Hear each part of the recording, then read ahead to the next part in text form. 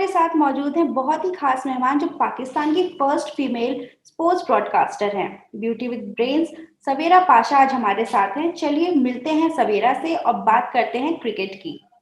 Welcome सवेरा, कैसी हैं आप? मैं बिल्कुल खैरियत से हूँ। आपके सारे दर्शकों को नमस्ते नमस्कार मेरी तरफ से। जी बिल्कुल, पाकिस्तान से नमस्कार आ रहा है तो बहुत अच्छा लग रहा है। और आप पाकिस्तान क्रिकेट का एक बहुत बड़ा नाम है सवेरा पाशा, सब जानते हैं, प्लेयर्स से लेकर सब, हर कोई इस नाम से वाकिफ है। तो ये जर्नी कैसे शुरू हुई और आप हमेशा से प्रेजेंटर ही बनना चाहती थी क्या? वर्षा, ये जर्नी ना बहुत बहुत मजे की कहानी है जिस तरह ये शुरू हुई। बिकॉज मैंने अपना एमबीए किया और एमबीए करने के बाद मेरे पेरेंट्स क्योंकि शोबिज में थे, जो यहाँ का नेशनल टीवी है पीटीवी, उसमें प्रोड्यूसर्स थे दोनों, मेरे अम्मी अब्बू। फिर मेरी जो सिस्टर है, she is like the morning show queen here in Pakistan. तो जब मैंने एमबीए किया तो मेरे अब्बू बड़े खुश थे कि ये लड़की बैंक में जाएगी और ये she won't go in showbiz and all. But obviously मुझे था मैं लेफ्ट आउट रह जाऊंगी पूरे घर में। पूरा घर जो है, मतलब हम यहाँ पाकिस्तान में कहते हैं कि we are the Kapoor family क्योंकि जो है मेरी बहन, मेरी बहनोई, मेरी बाकी बहनें, मेरे अब्बू अम्मी, we all are connected to showbiz. So वो करने के बाद आई स्टार्टेड एक्टिंग इनिशियली, और मैंने काफी एक्टिंग की। आप लोग क्या, फवाद खान बहुत मशहूर हैं। सो फवाद खान के साथ डेब्यू किया था मैंने। उनका भी पहला ड्रामा था, मेरा भी पहला ड्रामा था। But eventually in 2011 I decided कि क्योंकि हमारे ड्रामाज में इतनी मजलूम होती है औरत और इतना रोना पड़ता है। लाइकवाइज आप लोग के ड्रामाज में भी ऐसे ही होता है। बेचारी या तो वो पॉलिटिक्स करती रहती है घर में, या वो रोती रहती है। So it was so unlike me कि मैं थक गई रो रो के ना। सो इवेंचुअली 2010 में आई गॉट मैरिड। तो मेरे हस्बैंड ने मुझे जो है वो सजेशन दिया कि why not try sports, because you love sports and I have been crazy about sports, specially all together sports तो, बट क्रिकेट इसलिए बिकॉज मेरे अम्मी अब्बू का जो घर है वो बिल्कुल नेशनल स्टेडियम, जो कराची का स्टेडियम है, उसके बिल्कुल पीछे है। तो मतलब मैंने अपने होश में, जब से मैंने होश संभाला, तो कोई ऐसा एक मैच नहीं है जो नेशनल स्टेडियम मैंने ना देखा। सो आई वाज सो इंटरेस्टेड कि मैंने ऐसी रैंडमली एक सीवी भेज दी एक स्पोर्ट्स चैनल पे। There was just only one sports channel. खैर वो टाइम गुजर गया, 6-7 महीने गुजर गए। 2010 में मैंने वो सीवी भेजी। 2011 मार्च में out of the blue I got a call and they said, दिन में मुझे कॉल आई कि आप आ सकती हैं मिलने। एंड आई वाज लाइक नहीं, मैं बहुत दूर रहती हूँ, मैं अभी शाम में नहीं आ सकती, सो मैं कल आ जाऊंगी। सो दे सेड कल से वर्ल्ड कप 2011 शुरू हो रहा है, तो आप सीधी आ जाइएगा सेट पे। और इस तरह मेरा ये सफर शुरू हुआ कि मैं सीधी वहां सेट पे पहुंची पहली दफा, और अपनी जिंदगी में पहली दफा आईफ भी लगाई और पहली दफा स्पोर्ट्स का शो किया। जी, तो अब के जमाने में मैं जानना चाहूंगी कि अब कितना कंपटीशन है फीमेल्स के बीच में इस प्रोफेशन को लेकर? ऑनेस्टली स्पीकिंग अभी भी कम है। अभी भी ऐसा नहीं है, अभी भी आप उंगलियों पे लड़कियां गिन सकते हैं कि कौन सी लड़कियां जो एज प्रोफेशन ये काम कर रही हैं। मैं अपने से पहले बात करूं तो जियो के लिए फातिमा है, फातिमा करती आई है। फिर मैंने ज्वाइन इन किया। देन ऑलमोस्ट मुझसे 2 साल बाद एक और लड़की थी फजीला, उन्होंने ज्वाइन इन किया और अब वो शादी होके अपने घर बैठ गई, यानी उन्होंने वो खत्म कर दिया। फिर उसके बाद ऑलमोस्ट कोई मुझसे 5 साल बाद जैनब आई। जैनब को आप लोग सब जानते होंगे। तो उसके बाद से मुझे अभी तक और कोई लड़की एज सच, ऐसी रोहा है, 2-3 और लड़कियां हैं, मगर इतना अभी भी इतनी लड़कियां मुझे दिखती नहीं है। एंड अच्छा, फीमेल प्रेजेंटर होने के प्रोज एंड कॉन्स क्या होते हैं, फीमेल स्पोर्ट्स प्रेजेंटर होने के?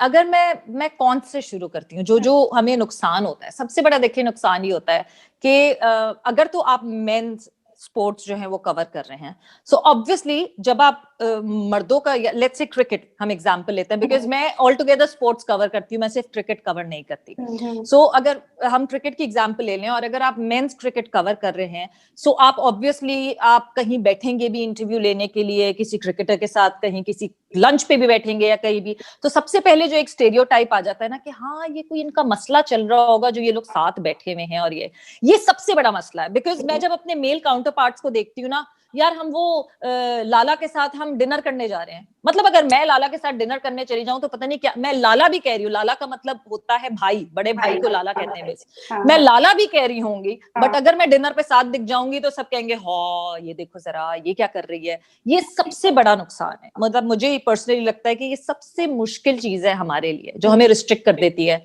हमें ढूंढना पड़ता है कि यार हमारा कैमरामैन साथ चला जाए या हमारा रिसर्चर हमारे साथ चला जाए, हम अकेले बैठे हुए ना देखें, ये सबसे बड़ा नुकसान है। फायदे की अगर मैं बात करूं तो मेरा ख्याल से ट्रस्ट ज्यादा होता है, शायद आपके ऊपर आपके जो प्लेयर्स होते हैं वो जल्दी ट्रस्ट करते हैं as compare to your male counterparts, because शायद ज्यादा ट्रस्ट वर्दी होती हैं females, so they open up easily and they talk to you easily, अपने प्रॉब्लम्स या कोई भी इशू जिसपे हम हाईलाइट कर सकें वो आसान होता है, हमें सुनना आसान होता है। राइट, ये तो है। और क्रिकेट एक ग्लैमरस स्पोर्ट कहा जाता है, अब जब से आईपीएल और ये सब आया तब से तो बहुत ज्यादा ही, तो क्या लगता है कि ये ग्लैमराइज जो कर दिया क्रिकेट को कितना सही है आपके हिसाब से? देखिए जब अब आईपीएल की बात करते हैं, पीएसएल की बात करते हैं, बीबीएल की बात करते हैं, जो भी ये लीग्स हैं ये बेसिकली एंटरटेनमेंट है, इनको हमें एंटरटेनमेंट की तरह ही लेना चाहिए। ऑब्वियसली इसमें लाइमलाइट में बहुत सारी परफॉर्मर्स आते हैं, मगर ये पिक एंड चूज की जगह नहीं है, जो आपका डोमेस्टिक सेटअप है वो पिक एंड चूज की जगह है। तो ये जो लीग्स हैं ये एक्चुअली देयर फॉर फन, और ये उसके लिए इन लीग्स की वजह से हमें बहुत सारे शॉर्ट टर्म फैंस मिलते हैं, मतलब जो लोग जो टेस्ट जिनको समझ नहीं आती कि क्या यार 5 दिन खेलते रहते हैं, ड्रॉ हो जाता है, कोई रिजल्ट नहीं आता, ये उन फैंस के लिए ये लीग्स होती हैं जो एंटरटेन होना चाहते हैं और क्रिकेट भी देखना चाहते हैं, तो ठीक है, पार्ट एंड पार्सल है। ओके, तो मतलब आप एग्री कर रही हैं कि ग्लैमराइज है तो ठीक है, मतलब कोई बुराई नहीं है इस चीज में? हाँ, T20 फॉर्मेट तक सही है, बिकॉज T20 फॉर्मेट ऑनेस्टली मुझे सिर्फ शुगल तफरी वाला फॉर्मेट लगता है, बट अब दुनिया सीरियसली ले रही है T20 को, बट फिर भी T20 is the fun format. मुझे नहीं लगता कि आप किसी प्लेयर को T20 पे जज कर सकते हैं। अच्छा, ये जो क्रिकेट है वो मेल डोमिनेटेड स्पोर्ट है, तो इसमें फीमेल जो जर्नलिस्ट है या फिर जो प्रेजेंटर्स हैं उनको सरवाइव करने के लिए कितनी डिफिकल्टीज आती हैं? काफी सारी आती हैं डिफिकल्टीज, पर मुझे ये लगता है कि देखें आप when you enter a field, when I entered a field, तो क्योंकि पाकिस्तान में क्रिकेट नहीं हो रही थी उस वक्त, 2011 2009 के बाद से पाकिस्तान में इंटरनेशनल क्रिकेट नहीं हो रही थी, so I covered all the domestic जो आपको इस वक्त टीम में लड़के दिखते हैं। मुझे कभी कभार ऐसा लगता है कि मैं तो तौबा इतनी बड़ी हो गई हूँ, क्योंकि मुझे ऐसा लगता है कि वो बच्चे से बड़े मेरे सामने हुए हैं, बिकॉज मैंने उनको डोमेस्टिक में खेलता हुआ देखा और डोमेस्टिक से नेशनल टीम में जाता हुआ देखा है। सो डोमेस्टिक करते हुए जब मैंने शुरू किया था काम, तब से आई न्यू वन थिंग कि मैंने अपने बॉर्डर्स खुद बनाने हैं, बिकॉज मैंने आपको जैसे कहा कि मेरे सामने कोई एग्जाम्पल नहीं थी, मुझे नहीं पता था कि किस तरह बिहेव करना है इस एनवायरनमेंट में, बिकॉज मेरे सामने कोई सीनियर वर्किंग जर्नलिस्ट नहीं थी, कोई ऐसी ब्रॉडकास्टर नहीं थी जो फील्ड पे जा जाके फ्लैश इंटरव्यूज कर रही है या वहां पे प्री एंड पोस्ट वहीं वेन्यू पे खड़े होकर कर रही है। सो मुझे नहीं पता था कि मैं किस तरह इंटरेक्ट करूंगी क्रिकेटर्स से, और हमें पता है क्रिकेटर्स बड़े शौकीन लोग होते हैं। सो आई जस्ट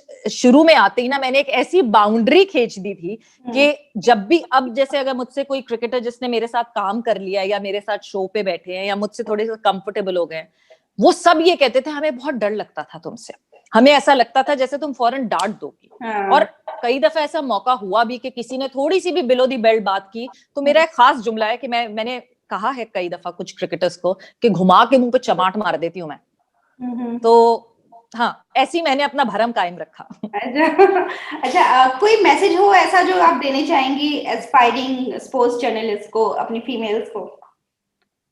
कोई ऐसा मैसेज जो आपने अपने करियर में सीखा? मैसेज में ये देना चाहूंगी, हाँ बिल्कुल, मैं मैसेज ये देना चाहूंगी, सबसे पहले तो you need to be passionate for your work. ये नहीं हो सकता कि नहीं जी नहीं मैं ये नहीं कर सकती, ओहो मैं इतनी रात को कैसे जाऊंगी, मैं फलाना क्या करूं, ये सब छोड़ के आपको घर पे पीछे छोड़ के आना पड़ेगा, because you need to be confident enough to face this environment. ऐसा नहीं हो सकता कि किसी ने कुछ कह दिया तो आप रो दिए या कुछ हो गया, ये सब छोड़ के अपना आना पड़ेगा। You need to be strong and you need to be passionate, and once you are passionate कोई आपको इधर से उधर हिला नहीं सकता। शुरू में एक्सेप्टेंस का मसला होगा, वो अभी भी है, अभी भी बहुत होता है, नहीं जी हमें women commentators all over the world दिख रही हैं, हमें वुमेन क्रिकेटर्स आगे बढ़ती हुई दिख रही हैं, बट अभी भी वो क्लीशे है कहीं ना कहीं, अभी भी मेन डोमिनेंट स्पोर्ट ही कहा जाता है इसको। सो वो उस क्लीशे को तोड़ने में मुझे लगता है अभी कई साल और लगेंगे, कई थोड़ा बहुत और टाइम लगेगा। मे बी मैं as I am a mother